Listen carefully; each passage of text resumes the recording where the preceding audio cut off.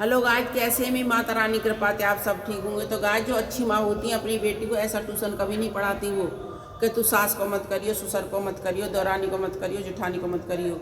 ये निकम्मी माओ के काम होते हैं। ये नीच माँ होती है ना, वही ऐसा सिखा कर भेजती हैं कि जा को ना करेगी, वाह को ना करेगी। फिर वो ऐसा ही करती है लड़की, तो घर में फिर विवाद पैदा हो जाता है। और विवाद एक दिन इतना बढ़ जाता है इन्हीं बातों के पीछे, छोटी छोटी बातों के पीछे, कि तलाक तक की नौबत आ जाती है। उस हरामजादी माँ को क्या ज़रूरत पड़ती है ऐसी बात करने की?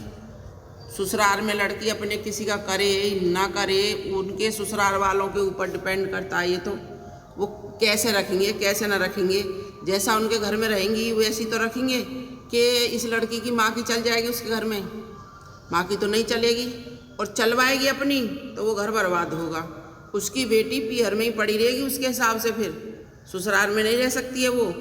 अगर सास जैसे कहेगी अपने घर के हिसाब से चलाएगी उसे, तो माँ के हिसाब से तो नहीं चलेगी, और माँ के हिसाब से नहीं चलेगी तो भाई तू पीहर में ही पड़ी रहेगी। फिर सास चलाई अपने हिसाब से, जैसे बहुधिया रहती हैं चलती हैं वैसे रखेगी, और तू अपनी मर्जी से चलेगी तो कोई नहीं चलने देगा।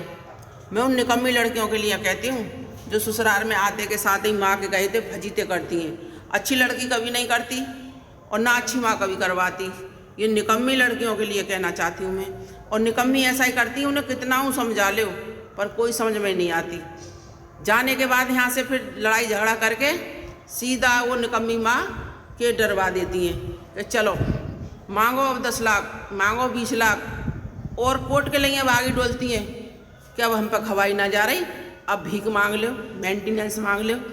तो इन हरामजादी से यही तो कहना चाहती हूँ, जब तुम पे खवाई नहीं, इन हरामजादी माओं से कहना चाहती हूँ, इनकी से निकम्मी नकीन से, कि जब तुम पे खवाई ना जाती तो इनके फजीते क्यों करवा देती हो? इन्हें इससे तो बढ़िया इन्हें कि ससुराल में रहने दो, कम से कम करके तो खाएंगी।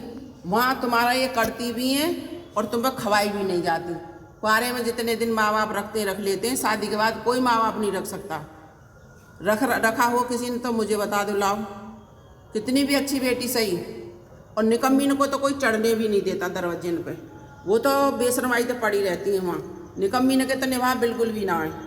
मैं लिख के दे सकती हूँ, जो माँ के कहीं में चलेगी, पति को कहना ना मानेगी, वो पति से दूर ही पड़ी रहेगी।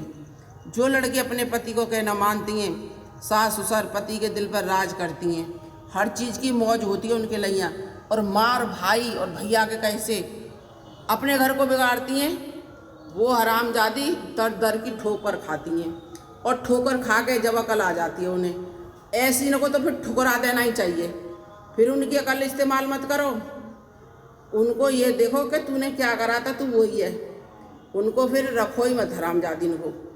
ऐसी कुतिया किस्म की होती हैं, पीठ पीछे कभी भी वार कर सकती हैं।